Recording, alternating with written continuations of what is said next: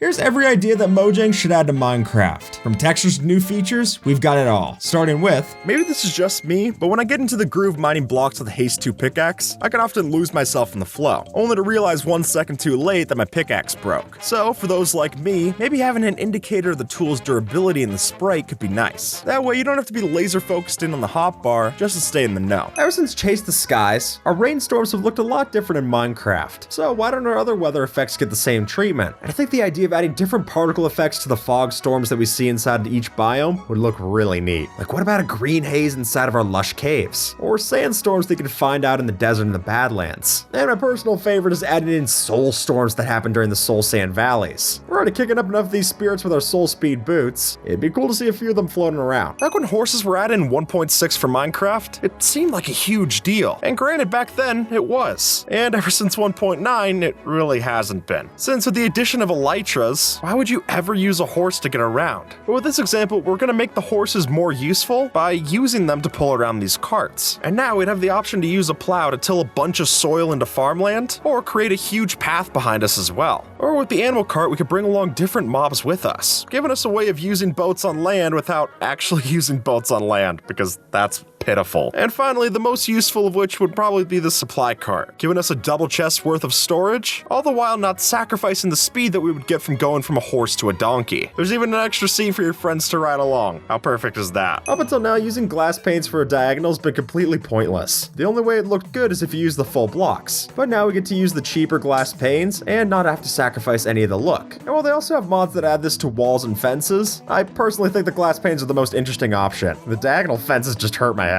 This one's just annoying. You see, when you go to search stone bricks in the creative mode menu, you're treated to something like this. And unknowingly, you grab the first result, only to realize too late that it's infested with silverfish. So to stop this unpleasant surprise, why not add an indicator in the creative menu sprite to show that it's infested? Because I can guarantee you, my first choice is not using silverfish in my next castle. With the addition of the deep dark, we also got a new functionality to our wool blocks, which is that we can use them to block out different sounds from the skulk sensors and shriekers. Which is great, but I think we could use these wool blocks to deafen sounds outside of the actual deep dark. And for one, using these with minecart roller coasters would be really nice. So Quark's idea of having it where you place the rails on top of wool blocks to produce less sound makes a lot of sense to me. And if we were able to use these with the kind of entity cramming minecart contraptions that could throw off a lot of sound, that I'd be even more thankful for. Because right now I have to turn down my game sounds to even be able to tolerate something like this. I'd much rather just shear sheep and solve it that way. Nether wart is a pain to farm. I mean, there's no way to bone meal or pollinate it, so you're just stuck waiting for the thing to grow. And then, to make it worse, it's tough to tell the difference between the crop's middle and final stages. So, what if we just recolored the nether wart along its cycle? That way, we'd know when it's time to harvest, and then make the potion prep a lot less tedious. If a netherite shell can already help to keep us and our insides safe from lava and burning, then what if it could do the same for our valuables? One great suggestion I've seen pop up that I completely agree with is the netherite shulker box. Which is, what if we could reinforce that shulker shell with a few of our netherite ingots so that our items inside wouldn't burn or be blown up by any mobs? This can make a really great sidekick for all those nether explorations you've been doing since the last update. And being able to keep multiple different pocket storage items safe from a lava bath makes it even more helpful than an ender chest, giving us a worthwhile trade-off for a pretty expensive best buddy. Most people light TNT like this, but now we can light it like this. See, this mentioned feature could allow us to lay down gunpowder as a fuse and then light it to catch fire along the trail. That way, when your TNT contraption explodes, it doesn't explode any of the valuable redstone with it. And this might even be a way to send a path of fire towards your enemies. Just saying. Once you carry up to 16 arrows in your inventory, it'll now look like a quiver. And that's thanks to this revamped archery change, which I already personally love the idea of textures changing when there's enough items stacked on top. I mean, a pile of arrows looks different than just one arrow in your inventory. But then to have that partner with these tiny tweaks that we get to how our bows and crossbows look, I think it winds up really nice. Invisible item frames are such a valuable tool for building, if you're in creative mode, since for those of us in survival, there's just no way to get these. And so I think it would be nice if we had different options to get these within the vanilla game. And while this plugin makes it so that if you shift right click an item frame, it'll turn invisible, I've also seen implementations where you could use a splash potion of invisibility to make it invisible. which is definitely a lot more expensive, but having some kind of solution in between those two would make a lot of sense. And I think involving it with invisibility potions is the right idea. I mean, it makes sense, it makes us invisible. Why wouldn't it make this too? Just don't make it that expensive. I don't want to have to spend that many golden carrots just to get myself something that looks nice on my table. Rice is a staple food in many countries, and even though it's not in Minecraft just yet, the team did start looking into adding it back in 2018. And with all of the new recipes that we could craft with this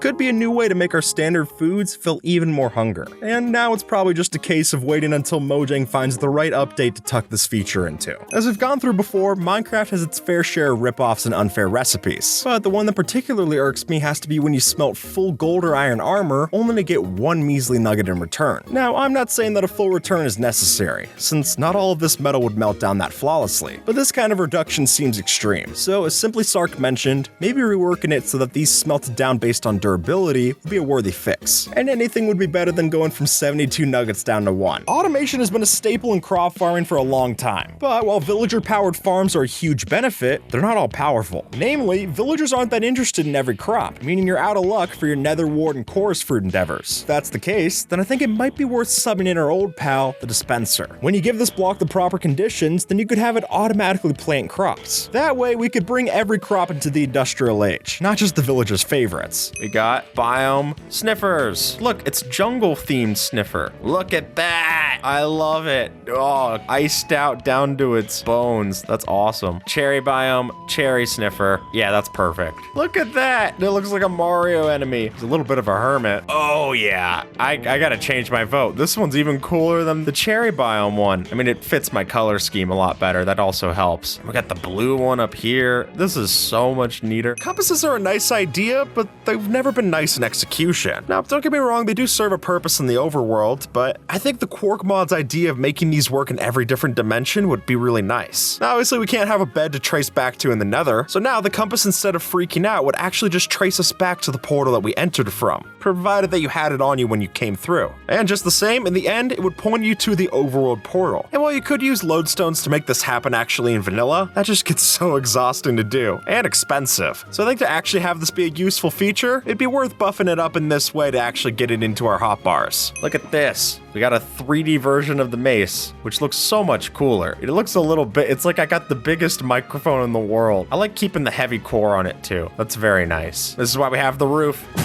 Oh yeah! Yeah, I like that mace so much better. Now, this change probably needs an asterisk, because while it would be great to have more variation in blocks like cobblestone, bricks, and the like, I do get that not everyone would go for this. Sometimes you just want the texture you expected, nothing else. So in that case, if this was a toggleable option, or something that the player could choose perhaps with a debug stick, I think that'd be best. Alright, Observer, we got a bunch of container blocks over here. Usually when you would look at these, they all have the same UI, just that boring gray that you're all familiar with. But now, everything looks distinct. So we get this chest, and you can see that it even has the little hinge on the top of it right here, the little lock. I love that. Crafting table gets a huge change. The enchanting table one looks super cool. Cartography table looks so much better. We've got the brewing stand, which I love, with the blaze rods right here. The hopper, you can see the direction of which the items go. That's so neat. We've got dropper with pistons is how it's doing it. I like the idea of little micro pistons. The dispenser has a big bow that shoots things out. That's fun. Leads can be a valuable tool, but they also offer up some wonderful options for decorating, or at least they would if it was simpler to use. As is, to get a decorative rope in your world, we need to use mobs tied to the other end and then hide them away, which, call me crazy, but that seems like overkill. So instead, why not take the simpler option and just let us tie leads between fences? That way we can have much more cooperative ropes in our builds, and also ditch the questionable treatment of animals. Minecraft's pigs have never been particularly fast, but that all changes when they get in the mud. See, taken after Minecraft Earth, this muddy pig variant loves to roam around in the mud found in swamps. And lucky for us, it moves pretty fast when it does, which means we can ride them for a new form of agile transportation. Or if that's still not cool enough for you, then just know that you can shear its tulip for some extra dye as well, giving us both a new farm and a new ride. So you know how you need amethyst to craft spyglasses? Well, you actually never see that in the spyglass texture until now, because now with copper and amethyst, we get the proper looking spyglass. I'll admit, it's an interesting color color choice. It is the ingredients that Mojang decided for it. I think because they wanted to make all these items useful. Signs are a great way to label your chests, but as soon as you try to open with one, it's too tough. So instead of avoiding the sign altogether, a simple right-click through the sign would make all of our problems go away. And hey, maybe there's some version of this for item frames as well. That way, we don't have to accidentally rotate the item when we try to open up the chest. Picture this. You spend all this time to find the 1 in 1200 chance of getting yourself the blue axolotl variant, and then when you finally get the thing, you put it inside of a bucket, only to find it looks exactly the same as every single other one. And so, I think the idea of just having a simple tweak where we can see which different color of axolotls in the bucket would be a way for us to not have to change up the texture a whole bunch, but also not make it a guessing game of which friend you're trying to place down in the bucket. Now, instead of doing redstone like this, in the future, we do redstone like this. Sure enough, even if Mojang isn't planning vertical slabs, vertical redstone is still in the picture. And when you look at it, it seems like a natural evolution of redstone. I mean, redstone's basically the electrical cabling of the Minecraft world, so why not let us run the wires along the wall? And when you can power a signal like this, instead of this whole mess, it's so much nicer. Let's fix our snow too. And here we'd have the change where now if we place things in the snowy tundra, it doesn't just remove it underneath obvious transparent blocks, giving us blades of grass that actually stick up through the snow instead of just revealing that it's not that deep. And I particularly like this when you see with the scaffolding. It's not a full block, why should it behave like so? We've already got water logging, snow logging's the next obvious choice. This is what a Minecraft beach could look like. And since 2018, this has been in talks of getting added in.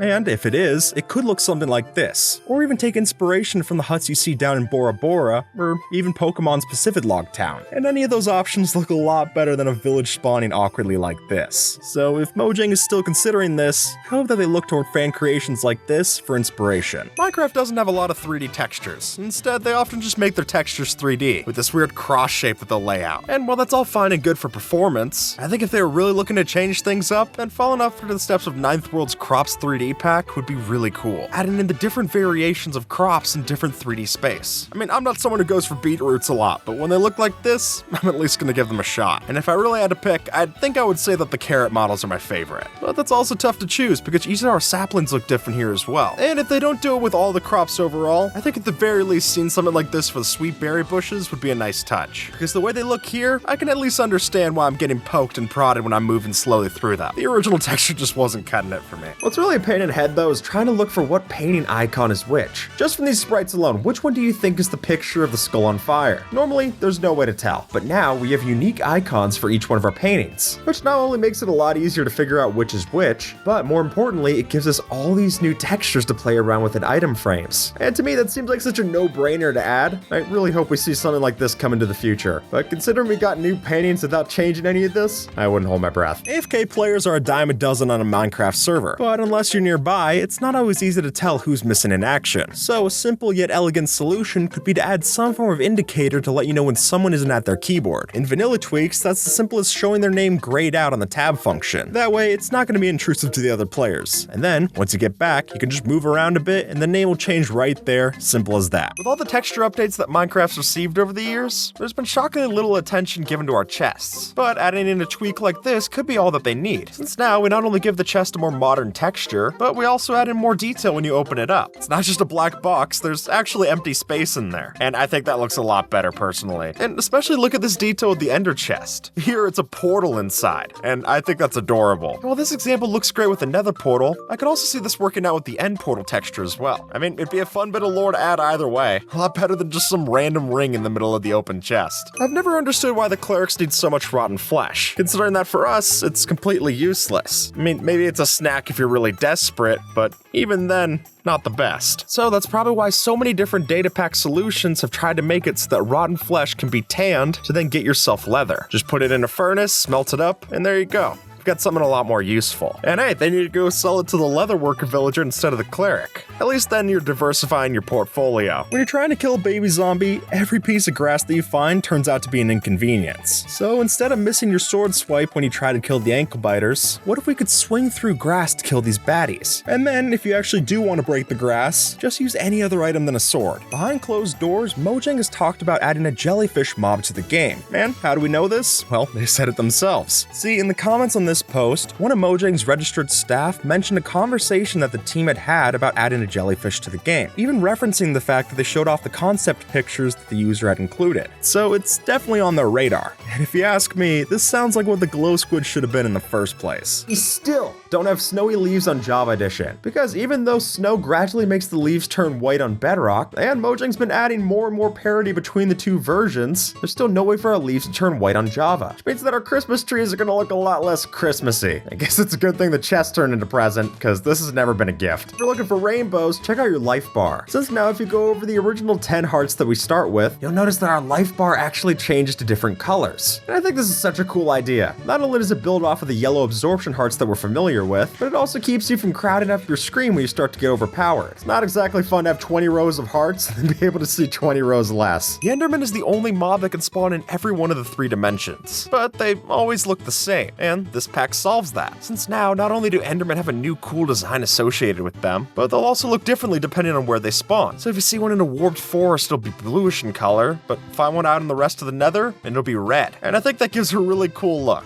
if not a little terrifying, but that's also what kind of makes them cool. And well, I can't say there's really any time that I'm happy to see an Enderman. If they looked like this, I'd at least be a little appreciative before I avert my eyes so that I don't anger it. You ever wanted to throw milk? Yeah, I can't say I have either, but after seeing this idea, I'm reconsidering. And the idea here is that the same way that we're able to give people effects using splash potions, if we mix together a milk bucket and gunpowder in our potion, we could have a useful way to remove effects from who we want to. Whether that's aiding a friend to help them get rid of poison, or more likely, getting rid of the strength buff that your enemy just took in combat. And I think that since Mojang wants to add in more potion functionality with future updates in the combat snapshots, this could be an interesting way to balance it out. I mean, I for one know that anyone that I'm fighting who's willing to throw milk on me, that's not someone I want to mess with. No way you're winning a fight with a crazy person. Helmets are a staple in any armor set, so obviously you're crafting one of these for your noggin. But when you put it on, do you notice anything weird here? Or rather, do you notice a lack of something here? Because while the iron, gold, and diamond helmets have a nose piece when we wear them, the sprite doesn't match up. So why don't we separate these from the leather option and give them a more accurate look? What if I told you that you can hatch the Ender Dragon egg? Well, as crazy as it sounds, it's actually come up at Mojang Studios. Apparently, there's been talks of having some way to tame an Ender Dragon as a pet. And while this post mentions having different elemental powers for each one of them, I think just having a baby version of the Ender Dragon that we could raise as our own, that'd be cool enough. And gauging by all of the viral videos that have been made on this subject, I doubt I'm the only one that thinks such. I'd like you all to meet my new pet, Mr. Owl. And you see, Mr. Owl is a new tameable pet that could make it into Minecraft. And the idea that Mojang's hinted at is that this mob could be tamed like a parrot, but instead of dancing to music, you could use them to deliver things like written books as messages. And from there, you can send it to your friends or your enemies. Your pick. I hate Z-fighting,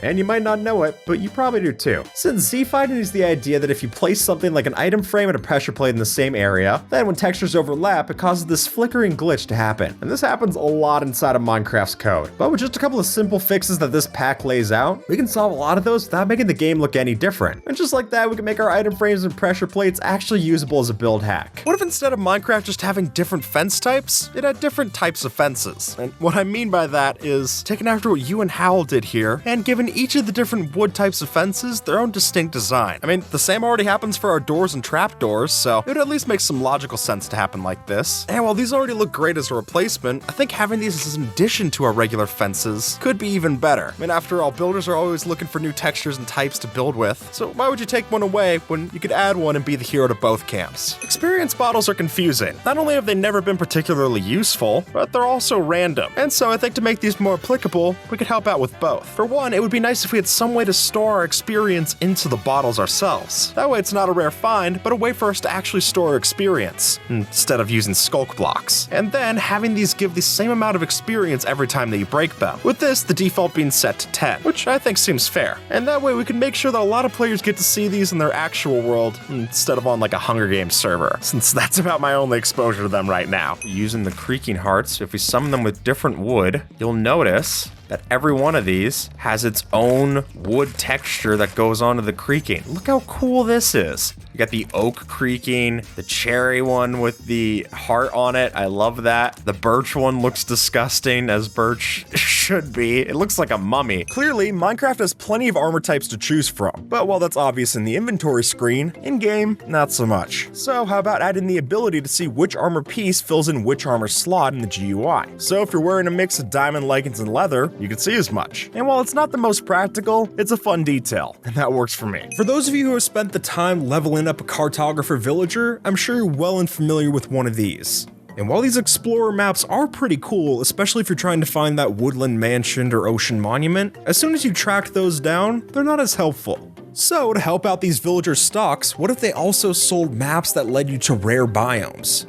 Think about it, when you've got your emeralds saved up and you're looking for an adventuring time, then you could go by one of these guys and have them sell you a map straight over to a mushroom island. That could really make for some exciting trips. And it would put some of the more valuable biomes on the game right on the table for us to build bases in it, giving us both a journey and a new place to stay. Now, I'll admit, my eyes are bad, and my optometrist will tell you as much. But even with my lackluster eyesight, I don't think I'm the only one who has trouble telling whether this is an 8 or a 3. Truly, with low contrast backgrounds, the Minecraft font can be tough to read. So while it's not that big of a problem in the scheme of things, it might be worth a second opinion. Now, our enchanted books not only have unique distinctions between each one, but they're also all 3D. They've even got unique animations for each one of the enchanted books. And then, just when you thought that was good enough, you'll notice that the further up that you go in levels of enchanting for each one of these books, even those textures change. Meaning, sure, there's a lot of textures to go and memorize, but it's a lot better than the alternative of literally never knowing which one it is until you hover over. I'd much rather have this option. In Minecraft, we've got a standard jump, a 5-block jump, and someday we'll have a double jump too. According to Mojang's website, they're looking into an enchantment that, when on your boots, scores you a chance to jump once off the ground and then a second time in the air, which could be very useful for parkour or just saving yourself from sudden doom. In a previous build hacks video, we showed off using invisible item frames to give your own kind of jack-o'-lantern faces to pumpkins. And while that original post is a great bit of creativity, I also think it should serve as a great bit of inspiration for Mojang to use in their next texture update. Being able to have random variety or even choose which one of the patterns that you want to add on top of a pumpkin, that would be awesome. And honestly, I'm surprised that they haven't added in the feature to put a creeper face on top of a pumpkin already. That just seems like a layup. And then on top of that, animating the jack-o'-lanterns so that they have a little bit more personality, that would be fun too. Especially if it carried over to the snow golems that we spawn with these pumpkins. Currently, if you want to give your bed some personality, you gotta dye it, which more often than not just seems like a hassle. It's an extra step before you're able to go to sleep, which I think none of us are looking to do. But with the benefits that we get from something like this pack, it's at least easier to see the kind of detail that you're adding. And by having unique designs on top of all the beds like this, it not only gives you a reason to go through and look through all the beds to find your favorite, instead of just settling for a white bed from the white sheep that you just sheared. But I think an even cooler implementation of this would be doing something like the glazed terracotta, the regular terracotta. Having it be an extra step where if you want to, you can get some cool detail and designs, but if you don't, no sweat it. You can get the smooth texture just the same. I mean, really, this is all in service of us just getting banner patterns added onto the beds. That seems like such a layup already, but if we can't get that, I'd take this as a happy medium. These monkeys could offer up another reason to explore the jungle. Currently, the top of the jungle is pretty barren, so it's good news that Mojang currently has monkeys under review, and hopefully we'll be able to see these new mobs on top of the canopy. Maybe they could even function like the dolphins do, being passive at first, but if you get one mad, the whole barrel of monkeys will attack you. They did already design a monkey for the China exclusive mob vote, so maybe that hard work could still come back and make it into the final game. In recent updates, our potions look pretty different, but that's just the colors, and honestly I think we can go even further, because really unless you have these memorized, it's still pretty tough to tell which is which, especially if you have something like color blindness. So, to make it more accessible and easier to see in a pinch, I think what Zally's does here with the potion pack is really interesting, since for this instance, each of the potions would have a different texture depending on what it was. And that's not where it just stops, but they also play off of that and give it different textures for the different modifiers as well. Like take an instant health potion getting even bigger the more health that it's going to restore, or having it look like this if it's going to give you more duration. But what I like most about this is that they give unique textures to the mundane, thick, and awkward potions. I mean, even Mojang couldn't do that. I mean, come on, what's the point of having these different potion types if you're not going to give them a little bit of love and another texture? That's something I appreciate. As of recent snapshots from Minecraft, it's possible to make glowing textures like so. And with that, we can now make ourselves a glowing end portal, which when you see how cool this looks after placing in all the Eyes of Ender, I really think a great showcase for this would be getting into the base game. Think about how much cooler it would be to go and fill out the stronghold if you had some of this. That's like you're playing a Minecraft cinematic, which for the cinematic end of Minecraft, seems like a good place for it. So this is made by Rexstone, whose redstone we've actually shown off on the channel before. We've got redstone tweaks that basically take what vanilla tweaks has done and go a step further and show you the different levels of things. So this shows you that your composter's at level 4. You can see what level the daylight sensors is giving off. The calibrated skulk sensor is not a fun item to use without the wiki, but now you can look at it and you can see everything that it says. So you know, oh, okay, well, shooting has to be the sound level 3, or the Ravagers, things like that, are sound level 4. I think that's really, really nice. The fletching table's useless, at least to us, not the Fletcher. And the fact that it's been in 6 updates now and it still hasn't gotten its own UI, that makes it funny to me. And so to fix that, the idea behind the aptly put fletching table mod is that we can use this to craft the tipped arrows that we're used to, but it would be more efficient than the actual crafting table. And in that way, it's a lot like the stone cutter, which was also a 1.14 edition. And I think also adding in the ability to use any type of potion to craft a tipped arrow for it would be quite nice, since currently the only way to get arrows of levitation would be to spawn them in through commands like this. It'd be nice to have them officially. Minecraft has a lot of different foodstuffs to eat, but whether or not you go out of your way to try those different foodstuffs is really just up to your own personal challenge, considering that there's nothing in the game that would make you want to try a lot of the different foods after you get something good like a golden carrot or a hoglin farm. And so to explore the rest of the range of what Minecraft has to offer, this data pack makes it so that we have to diversify what we're eating so that we don't get poisoned. And while I think that this idea of having debuffs if you eat too much of one thing is too much, I do like the idea here of having a balanced diet to then get healthier and gain more positive effects. Then we can keep the old way that players are used to, but then also give a reward for those that are willing to sample the rest of the menu. That seems like a good middle ground to me. All right, here we've got the Elytra, but it's made to look like phantom wings because you use phantom membrane to repair them. So I think the idea of having these be way more akin to the phantom just makes it way cooler for lore,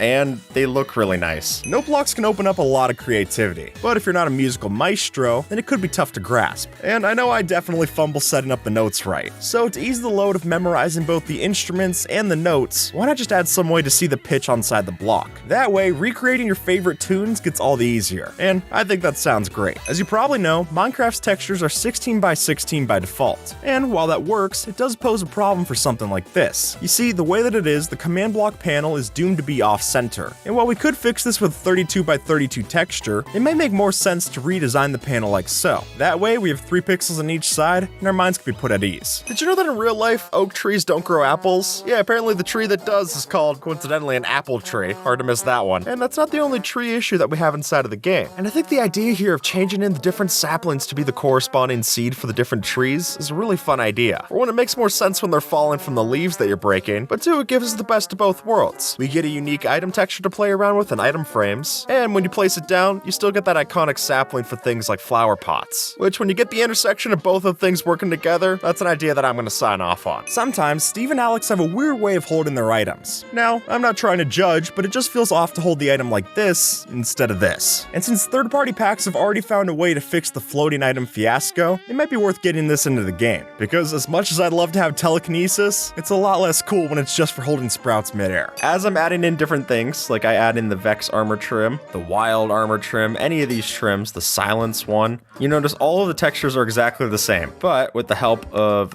this one, you now no longer need to hover over. They actually look like how they look on the model. Look at that. So you know, oh, okay, got it. That's the Silence one, just by looking at your texture in your inventory. Did you know that Mojang considered adding in a Soulfire Blaze? Surely, in the Ask Mojang Midsummer Special, Jeb confirmed that they liked the idea of adding a Soulfire mob, but they weren't entirely sure if it'd be another variant of the Blaze. So perhaps more likely than that would be a new mob that's tied to the Soulfire in some way. And my vote for that is this user's concept of using a Soulfire Wolfe, which already looks perfect for Soul Sand Valley. The lighting engine in Minecraft has come a long way. I mean, look back at some of the old updates and you'll see as much. It really stands out like a sore thumb. Which, to continue that grand path of evolution, I think that's why the Minecraft lighting engine needs to add colored lights in the new update. And if you're looking for an example of this, then go no further than Minecraft Bedrock's RTX beta. Clearly, it can be done, and when you look at how beautiful some of these screenshots are, it's really no reason why it shouldn't be done. I mean, having sea lanterns and glowstone give off different types of lighting is one thing, but when you actually see that glass can tint the colors of lights like we can with beacon beams, it's beautiful. Every redstone YouTuber's complained about this, but for good reason. You see, it doesn't make a lot of sense that tile entities like chests and hoppers can be moved in Bedrock Edition, but not in Java. And unless the way that they're coded in makes them so much heavier in this version, it just seems like an oversight. It only takes one look over at the carpet mod to see just how cool this could be in action. For one example, it'd be a lot easier to hide your valuables if you could physically move the valuables to a different location. Really, the community's already figured out plenty of cool integrations for this, and that's all just been with the one version, so imagine what we could do if both of them were up to speed. Shields are an invaluable resource for whenever you're playing Minecraft, but they're not that valuable if you want to see what's going on. And so instead, why not make it so that our shields go to the side whenever we're not blocking? That's already what happens if you see ourselves in the third-person model, so having that mirrored in first person would make it a lot simpler. And with the way this is placed, it's still very obvious to see that you're holding the shield, it's just not taking up the whole third of your screen. It's a big improvement. With 4 iron blocks and a carved pumpkin, you get yourself the snow biome golem. Because now, if you build different iron golems in different biomes, they each have different variant skins. We already got these for our passive mobs, and considering iron golems literally have different plants spawning on their texture, it would make sense that those plants would change depending on where you grew them. And that also makes them stick out a lot more distinct in the different kinds of biome villages. All of which I think is worth seeing, even if the Badlands golem looks like an old Minecraft skin. Now, this is definitely the most radical change, so I'm not expecting it to be the most popular. But think about it, crafting tables need to show up in basically any build that you make, at least anyone that you want to live in. Yet they've never done a good job at fitting in, especially when you're crafting one of these in the Nether. So if instead we could have a Nether stem version of these crafting tables to have in that different dimension, it'd give a lot more form to one of the most functional blocks. It also makes for the most industrial rainbow I've ever seen. What if instead of jungle temples like this, we got this instead? For some time now, Mojang has considered revamping the current naturally generated structures to have a new look. So in the future, we could see a whole different kind of village and outpost than we're used to. And on top of that, in a Reddit AMA, Dinnerbone expressed interest about adding more unique structures for biomes that don't have one, like the Extreme Hills, the Dark Forest biome. And personally, I think that the changes to 1.19 perfectly justify a swamp village finally getting added in. When you're super late game into a Minecraft survival world, then you're probably well and familiar that sand is not a regenerable item.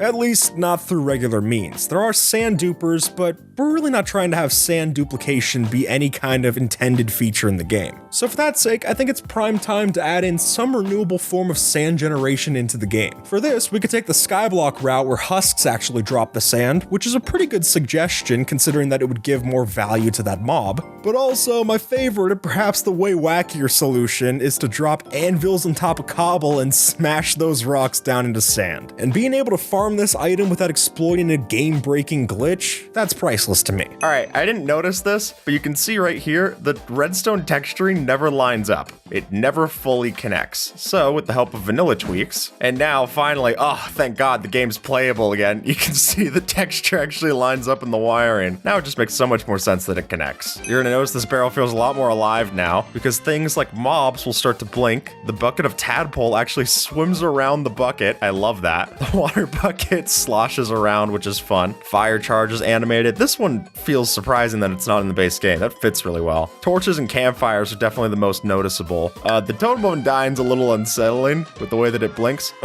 Oh god, they all just blinked in unison. Getting the orientation for certain blocks can sometimes be a little wonky. Like maybe you're building a roof and the stair you placed just broke your pattern, or you're messing around with redstone and the observer just isn't facing the right way. So I think that's why so many of us are begging for a new rotation tool to be added in. You can see as much with Carpet Mod's flipping cactus for switching around terracotta, or Vanilla Tweaks' wrench item. People really want these features added into the game. So if a new update gave us a simple feature like this that would let us tweak our mistakes and fix them right there, I think that'd be a welcome addition we'd all love to see. Nowadays, when we get a new update, that comes with a new panoramic background on the title screen. And while those are nice, what if we could customize a bit? See, I think it'd be neat to have the chance to take a panoramic screenshot of our own worlds and then plug it into the title screen. After all, some resource packs already allow for this as is, so getting a base game just makes sense. We are now over here to look at unique illagers. We've got different illagers now for their different roles. He's also got a lot of things that he's carrying on his person. He looks way more prepared for battle. All right, let's get Vindicator. Yeah, look at him. He takes up his axe. This would be so cool if I wasn't in immediate peril. Ooh, the Evoker looks awesome. Does he use his wand? Yeah, look at that. He's even got special textures. Oh, the Vexes are scary. Whoa, the Witch is awesome. Whoa. The Ravager looks a lot less silly when it's not like a regular villager. Oh, yeah, also a lot less silly when it's coming right towards me. Whoa, it's got a whole turret system on it. That's ridiculous. Ever since the addition of bubble columns, we really don't see ladders get used very much. And the real reason for that is that ladders are just useless now. I mean, why would you pick the option that's slower and less user-friendly? It seems like a no-brainer. So having this change from Quark would make it a lot more useful. Whereas now, if we're holding onto a ladder, we can right-click it with another one to place it, which allows us to drop ladders down without risking falling to your death. Think of it like the inverse of a scaffolding. And then when you're on that same ladder, if you look down while climbing it, it'll make you slide down much faster. And finally, they have the idea of having special variants of ladder that could be able to freestand on themselves, as long as there's one attached to a block up top. Because let's be honest, if you have a whole pillar to place the ladders off of, you've probably already reached the top and bottom of your destination anyway. So this would make it a lot more useful in a practical sense. The idea here is that if you want to turn on programmer art, there's now the programmer art continued project, which now not only adds it for these blocks, but you'll see that blocks that were added after the fact, like the lodestone, also have the programmer art textures. The Totem of Undying original texture is so unserious. It's just a guy. Whoa, look at this guy. Ugh, I hate his mouth. That is a very big decrease. The Piglin Brutes having the cool scarred over eye. I feel like these are easier to tell that they're Piglin Brutes than the regular Piglin Brutes. I think our tools need a little bit of love too. Now, I love the idea of different enchanted tools looking different depending on what enchantments they have. But even if we don't get that, just having this unique glow to each item makes it feel so much more powerful when you got an enchanted sword. The current glint's iconic, but iconic doesn't always mean good. A lot of things get iconic when they're in so many YouTube thumbnails for the most popular game in the world. Doesn't mean that we can't improve. And if you wanted this to only be an option, maybe this could be something that we only get by using a glow ink sac. It'd make our glow squids more useful. It's not like they're overflowing with uses. Chains in Minecraft are good for decoration, and that's just about it. I mean, you can't even make chainmail armor out of these things. So at that point, it seems like Mojang doesn't want to give them much of a purpose. But this changes that and then some, giving them not only a purpose, but a game-changing revelation. Let me introduce you to Chainstone, which would be an alternative to the kind of slime block piston machines that we're used to. Instead, you can use these chains to stick blocks together, but only along one axis, which means you have to use a lot less glazed terracotta to make your machine work. And plus, it just looks cool, which I think is reason enough to add this in. This is creative mode, this is spectator mode, and this is camera mode. According to Dinnerbone, adding in more advanced camera controls for cinematics is still on the list. Though, take that with a grain of salt, since this tweet was back in 2014. But hey, it hasn't been deconfirmed, so I'd say there's still hope. And since there's no replay mod for Bedrock Edition, I'd love to see that version finally get these features as well. There are many players that swear that original Minecraft was meant to be a horror game, and while I think it's hard to find much scary about a game where pigs look like this, but the kind of changes that we're seeing here, I'm a little bit more inclined to believe it. And while some of these mobs go completely off the rails, like, I don't think a gas like this should ever be in Minecraft, at least if I want to sleep at night. But we do see with the changes to the spiders and the creepers, and especially the phantoms, I think those are some really nice touches. Even just adding something as simple as glowing eyes to these mobs makes them so much more terrifying. And if that was partnered with harder difficulties, that could be a fun touch. Now it's not just hard for the difficulty's sake, but also for the psychological side. Good luck. Minecraft has a surprising amount of things you can put in a bucket, but it's a shame that when you put a tropical fish inside, which has a multitude of different variants to see, they all look like the same texture. And so having a fix so that we can tell which of the fish that we're putting inside the bucket, I think that'd be great. Plus, it gives gives us new sprite textures to play around with, which for builders who like item frames or armor stands is also another joy. I see this as a win-win, or a fin-fin in this case. Yeah, I don't know if you put that. Minecraft stone bricks don't make a lot of sense, and because of the way that the texture repeats itself, the bricks often seem confused as to where they're actually placed. This fixes that. And now, if you look at the top of a stone brick block, you're not going to see any variation between the different bricks. And while this is initially cursed to start looking at, when you see it in practice built like so into the walls, I actually think it looks quite nice. And this way, we still get the stone brick texture to play around with, but also get some new stone textures to use as well. I can't say that wouldn't be a nice middle ground, and it looks a lot better in the floor as well, at least if you ask me. Minecraft's deserts are pretty, well, deserted, but not for long. And that's where this feature comes in, the Oasis. And not only could this give us a chance to see palm trees, but we could also get special vegetation blocks like these grass sand hybrids, all of which are better than just another pointless well out in the desert. Minecraft bats don't do a lot, and that's literally by design. They're just supposed to be an ambient mob. But here we can make an ambient mob into an ambient solution, since by feeding a bat a glowberry, that'll then make it glow when it flies around, offering you a nice little light source down there in the caves. But considering that eating glowberries doesn't even make us glow, I think we still have a ways to go before these get useful like this. But it would be a cool idea. Right now, if you stack two different beds on top of each other, it does work, but it's not exactly pretty. And so the idea instead is by extending out the bed frame, we can actually make this look a lot nicer. And it's all possible with resource packs. This isn't even a mod. Though, if they're looking for ideas, then I think a particularly cool one would be making it so that two beds that you place side by side extend their texture into an ultra-wide bed, as opposed to just two twin-sized mattresses. In 2014, the hat layer was added to our Minecraft skins. And now, I think it's time to make that hat layer 3D. It's already fully possible with mods, and it's a complete game changer over there, letting our hats and hair stand out a lot more than just a couple of pixels floating in the air. And of course, it's not just 3D on our heads, but also on the bodies, making my skip button look better than it ever has before. And I think the fact that this already works so well with existing Minecraft skins speaks to how important it would be. It's not asking everyone to go make a new skin for this to work. It already works with the skins that we have, not just getting into the game. Did you know doors opening in Minecraft were originally supposed to be animated? Yeah, it wasn't supposed to be this two-frame solution that we have right now. So what if we changed that back? And now with this resource pack, all of our doors have a swinging animation that looks so much better. I was immediately sold when I saw this GIF playing on the mod resource page. It's mesmerizing, especially with double doors. This is an infinite water source, or it would be, but this mod adds in realistic water physics to Minecraft. And so we're testing all these different myths to see just what works, starting with what happens if you add too much water to a pond. Whoa. Yeah, so I have to go and put all that water in. Oh yeah, I can just flood it out like this. Wait, can I just like... Whoop, yep. Why does the magma like follow me? Whoa, Dad, whoa. Well, I'll just do that for a little bit. That's weird. Whoa. So like Noobster's habitat, we can give him some extra, but not only just that, we can also drain water as well. Oh, Dan's doing the airdrop. Oh, okay, Dan's it's like New heavy supply. downpours today. Well, it's like a cobblestone generator look like. Yeah, you really can't make a cobblestone generator anymore because all the water just ruins it. There's a source block to abuse. Yeah, there's no such thing as source blocks. Oh, there God, it look goes. at it all go. It's like dribbling. Where does it go? Oh my God, Whoa. it became cobble on the way down. Create some lava and then...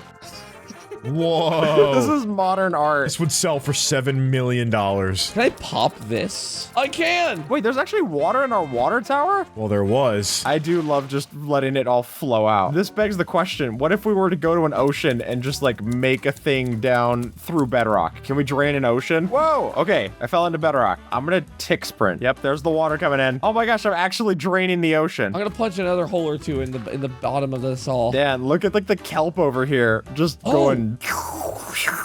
Wait, what? In Australia, this goes the other direction. So given enough time, this would actually drain it all. 100 ticks per second. That seems pretty fast. I mean, the water is going crazy. What's it like in a boat if I'm just in this and I'm just like, oh man. Let's see. Oh wow, it's draining my boat. Oh my, it's sinking the whole thing. I can't even get in my boat. It just sinks. Hold on, let me put it on land first. I'll push it in. Here, I'll do this and then... Whee! Oh, I'm good, I'm good. Hey! Wait, so if you get close to it, does it start draining you down? It's pushing me.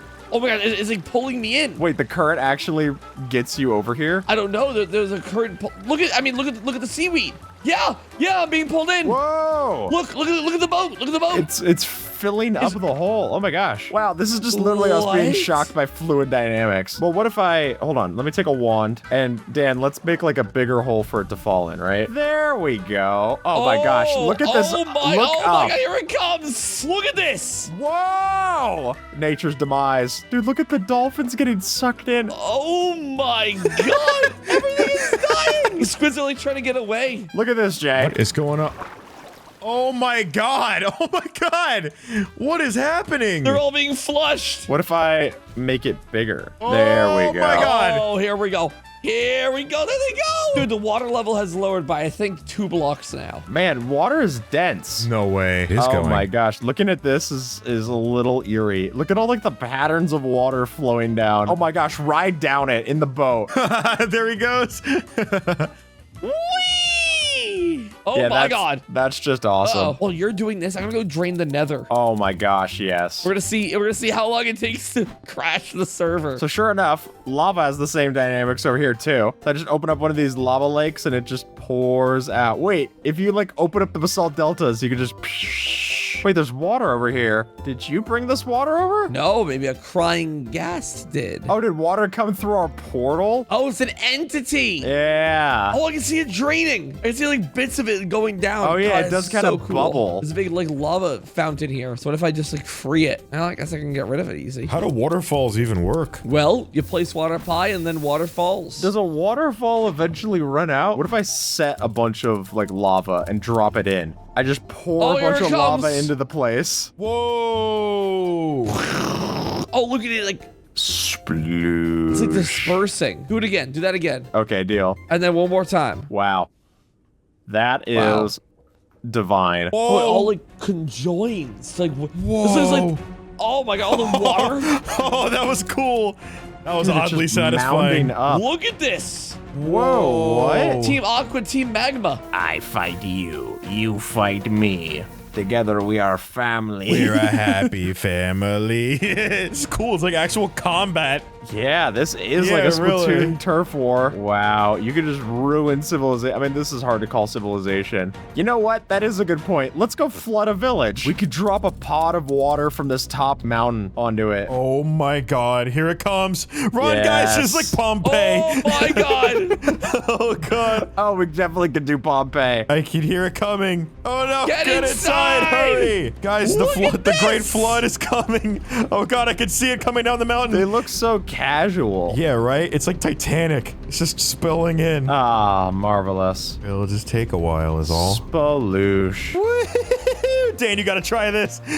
This rocks. Dude, I'm surfing. Everybody Yay. was surfing. This poor iron golem, it doesn't die from the water or anything, so it's just there. It's like, I'm not gonna call in sick. If they're gonna pay me for today, I'm gonna take the pay. This is amazing. This is awful. Tsunami, dude. It's a nightmare. Wait, can we try to save a village from a realistic flood? Because if you grab buckets, you can like be the bucket brigade with this too. So you could, and Dan, take a right-click macro, try to slurp this all up. Here we go. One big straw coming right up. I'll just stay down here and just keep going at it for like the bottom layer. It actually is causing it to go like concave. There's enough force in Dan's lungs. They are just kind of relocating. They seem completely fine. These two have apparently shacked up, so that's sweet. Nice and safe in the houses. So I froze the game. Oh my gosh, ride down it when it's frozen. Whoa! Whee! I sink to the bottom immediately. Why? Yeah, sponges are way more powerful now. Successfully.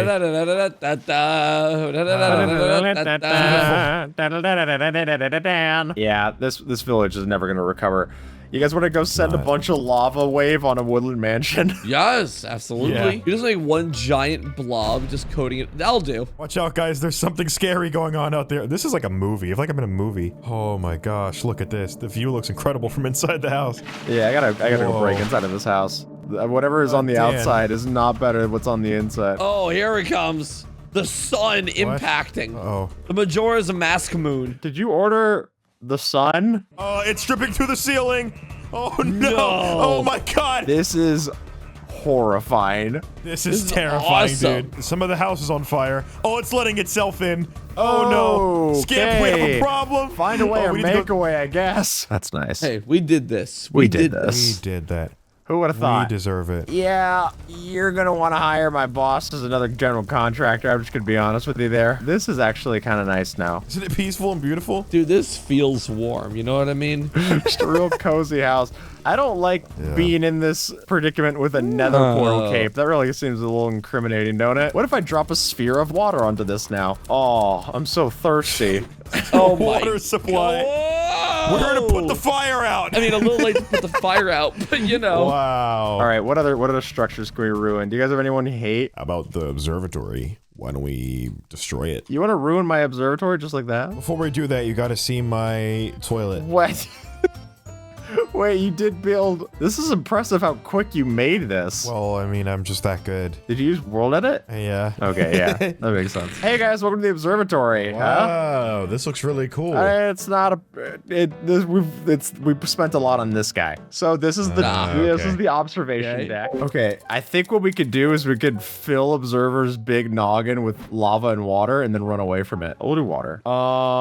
I accidentally cracked a hole inside of the observer. Anyway, I'm gonna start giving you guys a tour. So look, we could like press different numbers and stuff, and like they show up. That's kind of neat. We've got different places we could take you to. We could take you to the desert. We could take you to like a village. We could take you to a trial chamber. Oh my god. Okay. What's going on over there, Skip? It seems to be a little rainy. We just have some sprinkler systems. Anyway, man, there really is a downpour today. No, a leak. Oh, sorry guys. no. Yeah, watch out for this one. Well, let's just ford this river real quick. So this is the plot deck. This is where we set up everything so we don't lose the plot.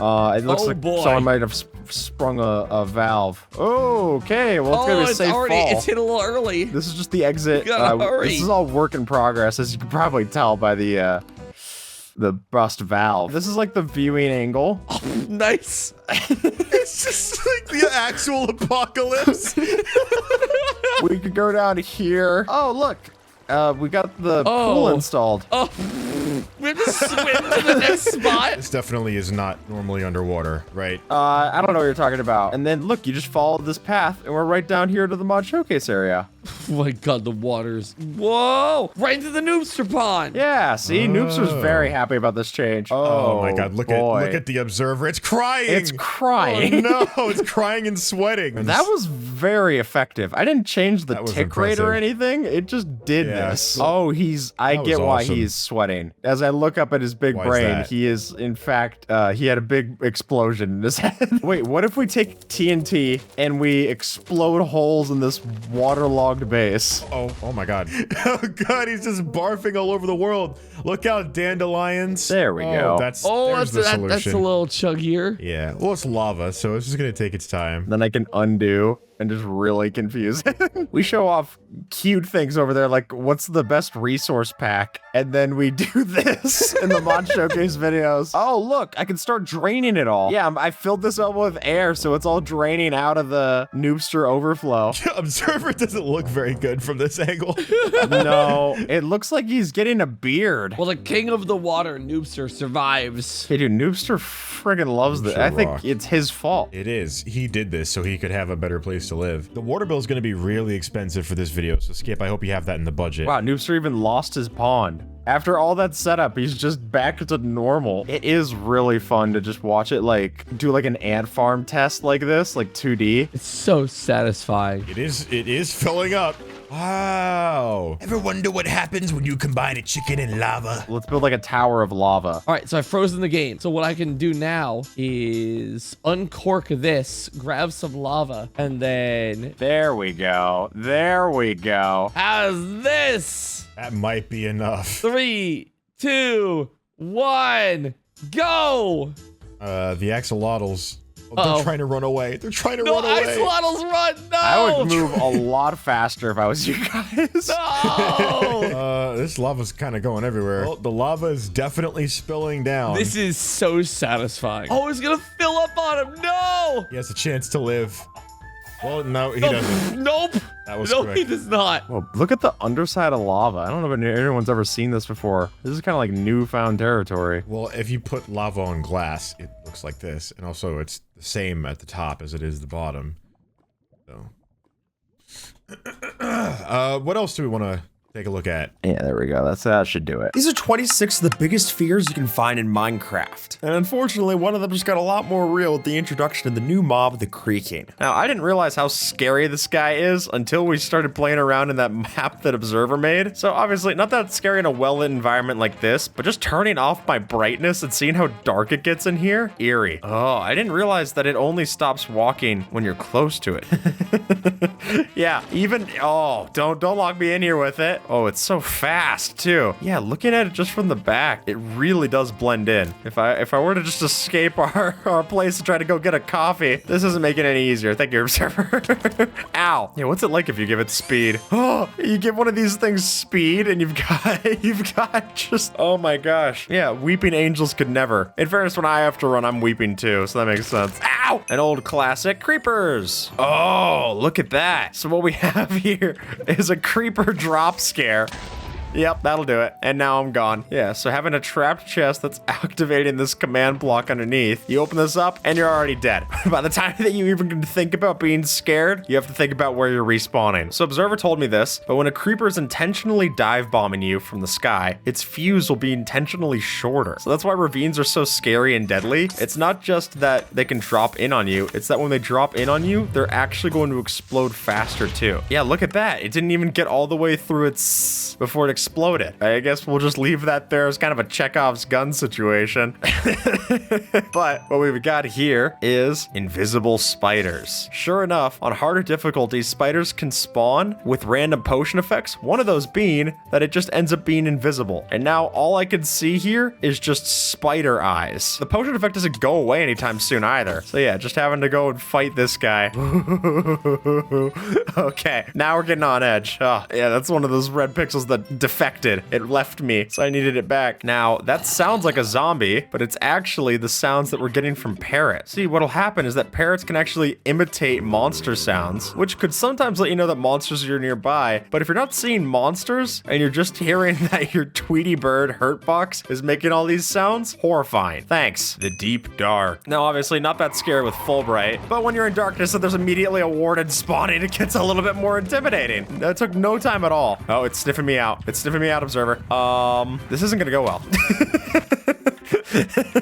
Now, while ghast themselves are nothing scary to look at, and nothing scarier than when you're out on a limb, and I'm just over here bridging away, and all of a sudden I hear a ghast shooting a fireball at me, you start to get a little intimidated. Okay. Oh God, the silent killer was the Observer the whole time. This one terrifies me. It's one of the reasons I hate bastions is piglin brutes. Hey, buddy. These guys are so deadly. Look at that. That took 19 points of my health. Left me with half a heart. They have more health to them, and the reason I'm permanently scarred for these things is when Optifine came out with the update that dropped these, they would just occasionally spawn and be invisible. So imagine just standing still, you're raiding one of the chests, and then you get hit by that, immediately dead. What a way to lose your items. Worst mob. To think that they came back at a later update and added these in separately just to kill me. Horrible. Vexes are one of the worst mobs to deal with, especially if you're dealing with something like one block skyblock where they can summon from the Wooloo event, and now you're dealing with something that can knock you off into the void, and it's incredibly hard to hit. And they hit strong too. They've got iron swords for a reason. I mean, I will admit they are cuter now that they're this version. The original version of the Vex is so much scarier. The just little guy that you would see. There's nothing quite like going against your crops or doing something where you have to punch, and then as you're doing this, you're raiding the village, you just accidentally punch the golem, and you're immediately dead. You have armor, you might have the chance to stay around for a little longer, but most of the time, you're just gonna be gone. That's it. One tap, lost the village, lost your stuff. One of the fears for me is when I get an iron golem mad, and in my hubris, I'm trying to go and build the structure for it. I'm like, okay, come on, come on, come on. And then I only build up like 2 blocks or something, and it gets like a corner block here, kills me. We've got the eye blossoms themselves. Now, as soon as you're scared of the creaking, it doesn't really help that these things look so eerily like it. And just seeing a peek at these through the leaves like so, it really does just stand out as eyes. I can't imagine first time playing this game. The Pale Garden's already a rare biome to find, so coming across this, not knowing what it is, and all of a sudden you got it here, terrifying, especially when an observer spawns another creaking. Now, in a game that used to be called Cave Game, it's probably not a surprise that caves can be pretty intimidating. I mean, turning off Fulbright and seeing the difference here and here, the only thing I can peek out is the enchanted bow of a skeleton. By itself, even if you know that it's there, isn't exactly comforting to see. Partner that with the fact that creepers can dive bomb us and make it even more dangerous. Trying to explore one of these things is scary. And I feel like this is just the right amount of light level where I would go and try to explore this by myself, not having torches, and immediately regret it. Or I try to jump for something like water here, make it down just fine. Now I'm getting even less sure of where to go as I'm exploring. And maybe it's just me, but I feel like with the old Minecraft textures, the game also used to be a lot scarier. There's some kind of like unforgiving edge to it. I don't know how to explain it. Maybe it's just because I played this when I was a kid.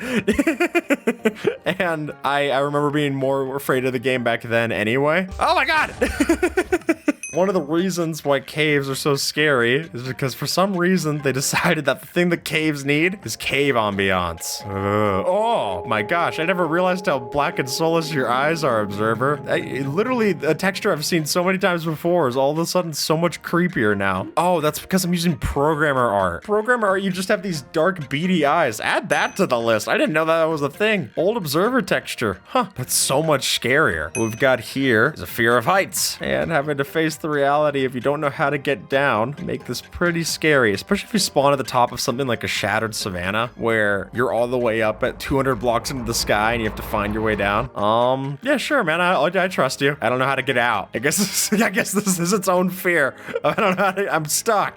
Thank you. Nothing quite scarier than being trapped under the ice like so. Well, especially if you're finding yourself like a skeleton head that's trapped here. That actually sealed me off. Well, maybe I could try to get out of here just in time. Wow. I guess we know that skull got down there. Yeesh. This one's been known to scare me, especially if I'm bringing mobs along, is walking only to fall randomly into powdered snow, and now I've got no hope of getting up anytime soon. And it's particularly bad when I was carrying mobs in No Name, accidentally dropped into a powdered snow patch, and now I'm hearing all the mobs that I'm bringing back home freezing to death while I can't escape. Luckily, it doesn't kill you very fast, but you can't jump out either, so you really have to find a perimeter here, and then as soon as you fall in, you're doomed again. Start over.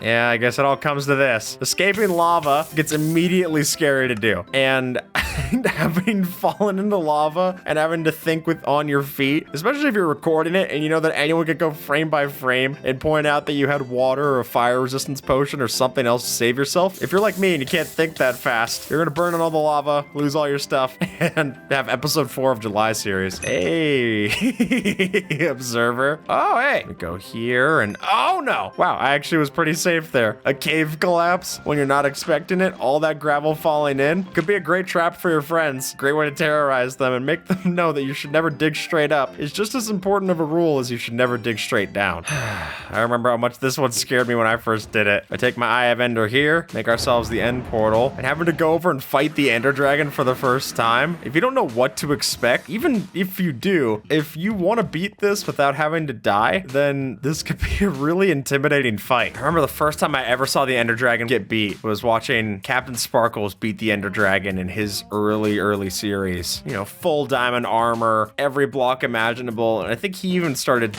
one of my least favorites, end exploration. It already can be scary enough if you forget where to go, and if you don't bring enough blocks, then you're gonna be stuck waiting to get ender pearls from Enderman to jump over or something like that. I just hate it. With the creeper egg just casually placed in your hand, the biggest fear was the friends we made along the way. And I'm also someone who's just died multiple times exploring in the end, whether I'll be parkouring, sprint jumping like this, and then run into a hole accidentally like so, or I just get some random glitch that shoots me out of the end gateway into the end. I'm still salty about that, yes. Going down into the mine shaft for sure. Hey, and the real scary thing when you get to this point is coming home with the diamonds once you find them. I remember being so precise about every little thing I'm doing carrying my diamonds back, making sure, usually what I'll do is I'll just dig straight out of the cave through walls. I'd much rather go through solid rock than have to deal with any kind of mobs on my way back, like this guy. Yes, I know this feeling. All right, so as we've got locked away super securely here, all of our gear, because once you get those diamonds back and you craft something like a diamond pickaxe, I know I, for one, will just use that diamond pickaxe extremely sparingly until I get something like Unbreaking 3 or Mending on it. Using your diamond pickaxe as soon as you get it is crazy to me. I use it for the enough obsidian to enchant, and then even then, I will still be using iron tools. I just don't want to have to go find new stuff. So keeping it under lock and key like so, that makes sense to me. And just we have gear fear. One of the things that I usually get most scared about using as soon as I get it is an elytra. Using an elytra without mending yet, or even just Unbreaking 3 to help out, freaks me out. The idea of putting one of these on, going about my business, and finding out way too quickly that the mountains down there are not that safe. Now, Observer's gonna be able to help me with this one because this is the fear of having other people steal your stuff. So thankfully, I'm only keeping my least valuables up here, while my most right down here. I mean, you didn't see anything.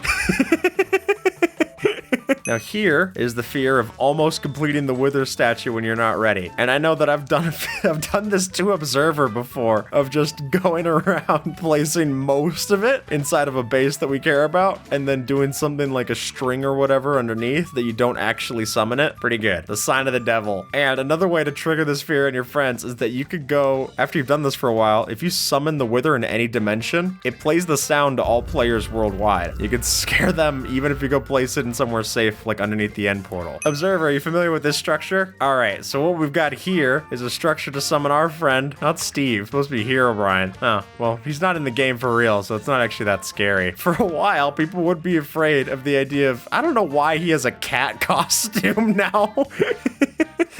For some reason, the official Herobrine and Steve accounts have cat onesies. Here's a question I don't know for sure. Maybe someone can answer this. Does Mojang own Herobrine? Because it's creepypasta, right? So that should be, they didn't come up with it. They definitely play into it, but they probably can't put it into the game because someone else could probably sue them. Yeah, the original idea was that you would build something like this, and that's how you get Herobrine to spawn. But right now, Herobrine's just a cat girl, so that's not all that scary. Oh my god! It's Herobrine here on my server. This is one that could send my blood pressure through the roof, which is already tough to do. My blood pressure's pudding, basically. So having to get any higher and looking like this. Also, by the way, good use of the pale oak for burnt logs. That's neat. But having your house start burning down because you wanted to place down a chimney, especially in the old versions of the game or harder difficulties where things spread fast. Now Herobrine's gonna have to realize that his whole house is burned down. Ah, how do you like me, meow? Later, loser. And with that, folks, YouTube thinks that you might like this video, so see if they're right and have a good one, all right?